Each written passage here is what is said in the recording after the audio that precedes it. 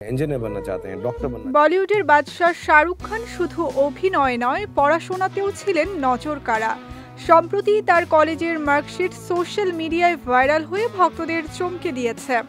মার্কশিটটি 1985 থেকে 1988 সালের মধ্যে শাহরুখ খানের দিল্লির হংসরাজ কলেজে অর্থনীতিতে স্নাতক ডিগ্রি অর্জনের সময়ের। ভাইরাল মার্কশিট অনুযায়ী শাহরুখ একাধিক বিষয়ে 92 নম্বর পেয়েছিলেন। গণিতে এবং পদার্থ বিজ্ঞানে তিনি 78 নম্বর অর্জন করেন। ইংরেজিতে তার ফলাফল ছিল 51, যা তুলনামূলকভাবে কম হলেও পুরো মার্কশিটে তার সাফল্য চোখে পড়ে। মার্কশিটে তার জন্ম তারিখ 2 নভেম্বর 1965। বাবার নাম এবং ছবি যুক্ত থাকায় ভক্তরা নিশ্চিত যে এটা আসলেই শাহরুখ খানের মার্কশিট।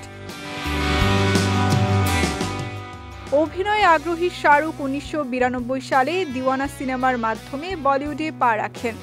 একই বছর ছবিটি বক্স অফিসে সুপারহিট হয়। রূপলী পর্দায় আসার আগে তিনি ছোট পর্দায় কয়েকটি ধারাবাহিক নাটকেও অভিনয় করেছেন।